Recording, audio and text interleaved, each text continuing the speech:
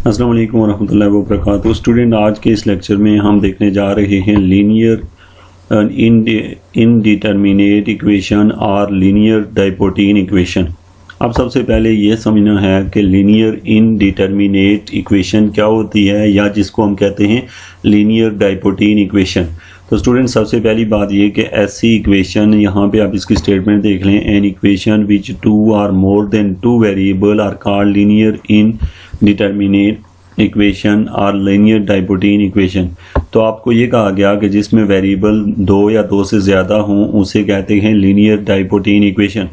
अच्छा, यहाँ पे देखें एक्स और वाई दो वेरिएबल हैं, इसमें नीचे तीन वेरिएबल हैं। अगर वेरिएबल की तादाद दो या दो से ज़्यादा होगी तो उसको हम कहते हैं लीनियर डाइपोटीन इक्वेशन। अब स्टूडेंट, हमारा यहाँ पे नीचे देखें तो ये हमें एक इक्वेशन दी हुई है इक्वल टू 31 इज़। अब ये जो इक्वेशन दी हुई है ये डाइपोटीन इक्वेशन इसलिए है क्योंकि इसमें दो वेरिएबल हैं। ये आप देखें, satisfy x equal to 21, y is equal to 1। अब हम ये कहना चाह रहे हैं कि ये जो इक्वेशन दी हुई है इसको जगह, इसमें एक्स की जगह 21 रखें, वाई की जगह 1, या फिर एक्स की जगह 3, वाई की जगह 4, या फिर एक्स की जगह 17, वाई की जगह 2, जो भी रखते हैं तो इसका सोल्यूशन है। ये सोल्यूशन उस चीज़ को कहते हैं जो कि left hand side equal to क्या हो जाए, राइट हैंड साइड। तो स्टूडेंट, यहाँ पे हमारे पास हमने देखा कि इस इक्वेशन के तीन सोल्यूशन डिफरेंट दिए गए हैं। तो कहा यह गया है कि इस तरह से इनफाइनाइट मेनी सोल्यूशन है इस इक्वेशन के लिए। तो पता ये चला कि अगर हमें लीनियर डाइपोटीन इक्वेशन दी हुई हो, तो यानी कि लीनियर इक्वेशन दी हुई हो तो उसके जो है ना, अगर एक सिंगल है तो इनफाइनाइट मेनी सोल्यूशन है। अब एक बात तो आप इस पैराग्राफ से समझे होंगे। अब देखें, यहाँ पे हम नीचे एक और बात पे आते हैं, on the contrary that Diophantine equation, ये भी एक डाइपोटीन इक्वेशन दी गई है और दूसरी डाइपोटीन इक्वेशन ये दी हुई है। अच्छा, ये दोनों हैं हैज़ नो सोल्यूशन, कि हम कहते हैं इनका सोल्यूशन नहीं है। अब कैसे नहीं है, thus we may ask we can given a Diophantine has solution. हम ये कहना चाहते हैं कि क्या ये जो इक्वेशनें दी हुई हैं इनका क्या सोल्यूशन है। We give it in our next theorem, तो इस थ्योरम में नीचे बताया जा रहा है। तो आपसे सिंपली जो सवाल पूछा जाता है कि क्या होती है लीनियर डाइपोटीन इक्वेशन, तो स्टूडेंट आपका आंसर है कि जो इक्वेशन जिसमें वेरिएबल की तादाद दो या दो से ज़्यादा हो। अब नेक्स्ट क्वेश्चन हमारा यहाँ से स्टार्ट होता है कि कुछ डाइपोटीन इक्वेशंस ऐसी होती हैं जिनके इनफाइनाइट मेनी सोल्यूशन है। तो इफ़ देयर इज़ पॉसिबल कि कोई ऐसी इक्वेशन भी हो जिनके सोल्यूशन ना हो। तो अब हम आते हैं स्टूडेंट, हमारे पास जो थ्योरम है, जो कि इसको देख लेते हैं। थ्योरम में ये कहा गया है कि अगर a भी ज़ीरो ना हो, b भी ज़ीरो ना हो और c को इंटीजर हो, देन द इक्वेशन, ये एक इक्वेशन है ax plus B Y equal to C. यानी कि आपके पास a कोई नंबर है, b कोई नंबर है, उसके साथ x मल्टीप्लाई करें, y करें, तो जाहिर है कोई ना कोई आंसर तो आएगा। तो इसका नाम हमने c रख लिया। अब याद रखना कि a और b ज़ीरो नहीं है, c ज़ीरो हो सकता है, नहीं भी हो सकता। तो ये इक्वेशन नंबर 1 है। अब हम कहते हैं हैज़ अ सोल्यूशन, हम कहते हैं इसका सोल्यूशन होगा, और कब होगा, इफ़ एंड ओनली इफ़। ये अभी हम थ्योरम की स्टेटमेंट पढ़ रहे हैं कि इस इक्वेशन का सोल्यूशन सिर्फ एक ही केस में होगा, अगर d डिवाइड c, यानी कि कोई ऐसा नंबर हो d जो c को डिवाइड करे और ये d क्या हो, a b का कॉमन डिवाइज़र हो। तो अब यहाँ पे हमें एक बात बताई गई है कि जैसे जनरली हमें कोई क्वेश्चन दे दिया जाए और कहा जाए क्या इसका सोल्यूशन मुमकिन है, तो उसके लिए हम कहते हैं कि जो दो नंबर यहाँ पे x और y के साथ दिए होंगे वेरिएबल के साथ, उनका अगर जो कॉमन डिवाइज़र होगा वो अगर c को डिवाइड कर रहा हो तो फिर ऐसा पॉसिबल है, यानी उसका सोल्यूशन निकलेगा। If x naught y naught is the solution of equation 1, हम कह रहे हैं कि अगर x की जगह x नॉट रखते हैं, यानी x की कोई वैल्यू होगी, हम जनरल बात कर रहे हैं, x की जगह x नॉट रखते हैं, y की जगह y नॉट रखते हैं, तो हम कहते हैं is the solution of equation 1। Then the general solution of equation 1 is given by, तो जनरल सोल्यूशन जो है वो इस टाइप का होगा, यानी कि x naught plus b over d t, और y जो है y naught minus a over d into t, where t belong to integer. तो यहाँ पे हमें एक चीज़ की समझ ये आई है, इस थ्योरम में हमें क्या प्रूव करना है, या इस थ्योरम का बेसिक पर्पस क्या है, वो ये है कि जब भी कोई हमें डाइपोटीन इक्वेशन दी हुई होगी तो डाइपोटीन इक्वेशन का सोल्यूशन उन्हीं इसी केस में पॉसिबल है कि अगर आपके पास क्या हो, यानी कि जो का नंबर हो a और b, यानी कि जो x y के साथ मल्टीप्लाई होने वाले नंबर हैं, उनका जो कॉमन डिवाइज़र है वो c को भी डिवाइड करे। तो ऐसा मुमकिन है। और अगर वो डी उसको डिवाइड कर रहा हो सी को, तो इन दैट केस आप लोगों ने का सोल्यूशन ये हुआ करेंगे, यानी x naught plus b over d into t plus y naught minus a over d into t, तो ये हमेशा सोल्यूशन हुआ करेगा। तो इस बात को हमने प्रूव करना है। तो प्रूव में जाके देखें तो सपोज इक्वेशन 1 हैज सोल्यूशन से एक्स नॉट वाई नॉट। अब हम कहते हैं कि चूंकि हमने कह दिया कि इक्वेशन 1 में एक्स नॉट वाई नॉट अगर इसके सोल्यूशन है, तो इसका मतलब है कि जो इक्वेशन 1 है वहाँ हम x naught y naught put करें तो ये हमारे पास इक्वेशन नंबर 2 बन गई है। अब क्योंकि सोल्यूशन जो है वो पुट करने से left hand side equal to right hand side होती है। अब यहाँ पे आते हैं, as we know that d जो है वो डिवाइड कर रहा है सी को, डी जो है वो सी को डिवाइड कर रहा है, तो इसका मतलब ये हुआ since a b equal to d, यानी कि हमें पता है कि डी ए बी का कॉमन डिवाइजर है। इसका मतलब है डी का अगर कॉमन डिवाइजर है तो डी ए को भी डिवाइड करेगा और डी बी को भी डिवाइड करेगा।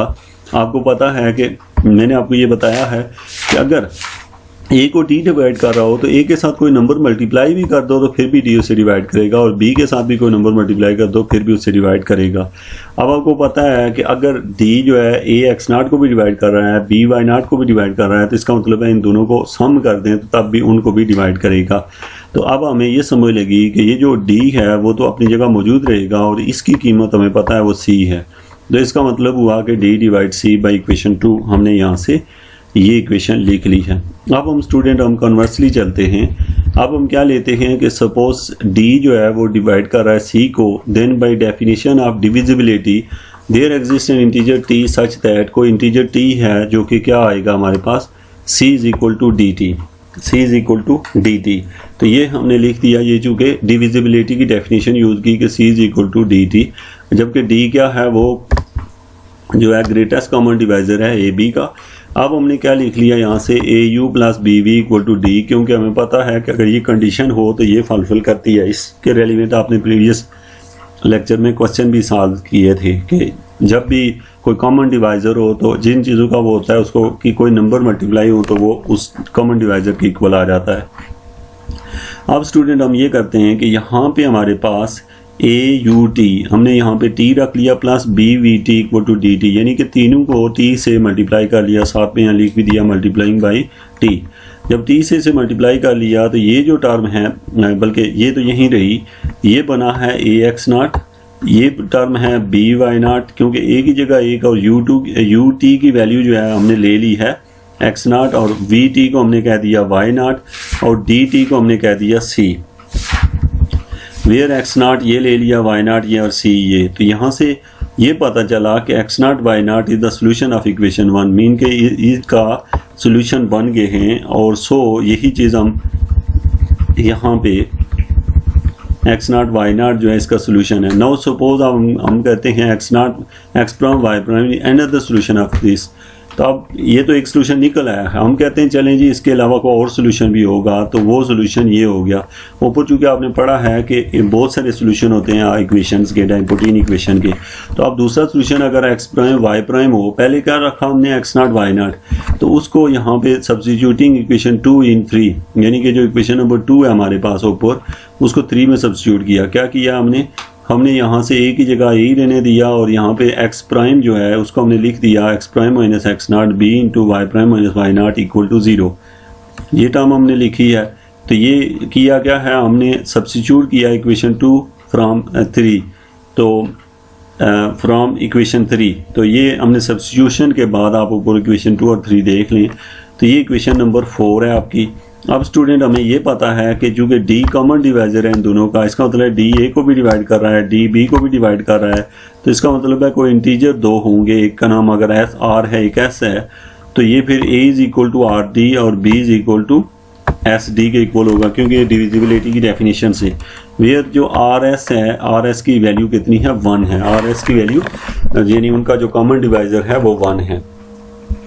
Prove put this value of a and b, हमने ये दोनों वैल्यू इक्वेशन नंबर 4 में पुट कर देते हैं। इसमें जाके ए और बी की जगह पुट की तो इक्वेशन की शेप ये बन जाती है।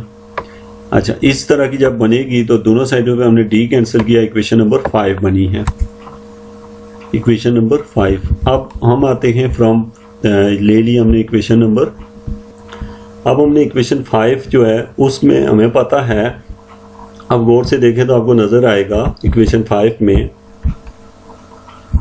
इक्वेशन नंबर 5 ये आपके सामने है। इस इक्वेशन में ये दिखाई दे रहा है कि जो s है वो r into x prime minus x not को डिवाइड कर रहा है, क्योंकि ये s दूसरी साइड पे आके डिवाइड हो सकता है, तो ये इसको डिवाइड कर रहा है।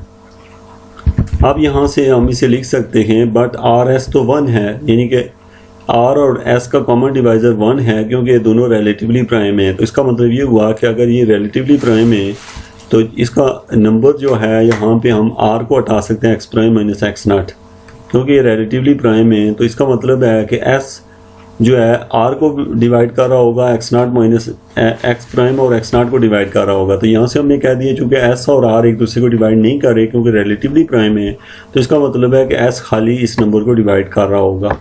यहाँ से हमें पता है जो नंबर डिवाइड हो रहा था दूसरी साइड पे चला जाता है, और ये सम नंबर t के इक्वल था, इसको s को दूसरी साइड में मल्टीप्लाई कर लिया, t हो गया। अब ये टर्म जो है हमने एक्स प्राइम यहाँ से निकाल लिया, एक्स नॉट उधर चला गया। अब हमें पता है कि s की वैल्यू क्या है b/t, और सेम ऐसे ही हमने नेक्स्ट जो है नीचे जाके अगेन वही प्रोसेस किया और दूसरी वैल्यू निकाली है a/d। तो यही हमारी रिक्वायरमेंट थी, यही हमारा थ्योरम था। इस थ्योरम को आपने देखना है, नोट करना है, इसमें को अगर प्रॉब्लम है तो मुझे कमेंट करना है। तो इसके साथ साथ हम एक एग्जांपल ले लेते हैं ताकि आपको इस थ्योरम की भी अच्छे से समझ आ जाए, और साथ में एक एग्जांपल भी हम सॉल्व कर लें। तो यहाँ पे हमारे पास इसकी एग्जांपल काफ़ी लेंथी है, यहाँ तक आ रही है। मैं सिर्फ एक एग्जांपल अभी आपको बता देता हूँ। सबसे पहली बात ये देखें, अब आपसे कहा गया है find the general solution of 2x + 5y = 6। इसका जनरल सोल्यूशन आपने निकालना है।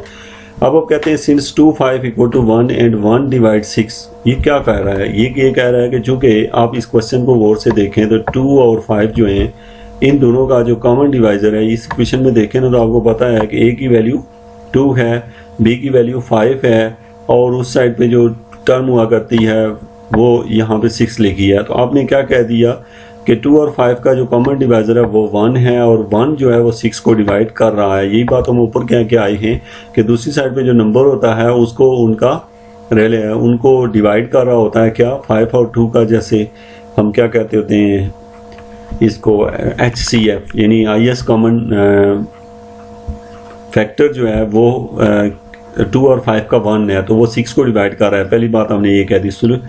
Solution of the given equation exist, इसका मतलब है अगर ऐसा होता है तो आपको पता है ऊपर थ्योरम में कहा गया है कि उसका सोल्यूशन एग्जिस्ट करता है। तो अब हम लिख सकते हैं, चूंकि हमारे पास दो नंबर, एक 5 है और एक 2 है, तो 5 = 2 × 2 + 5, यानी कि हमने 5 को 2 से डिवाइड किया, तो ये हमारे पास इस तरह के टर्म बनी है।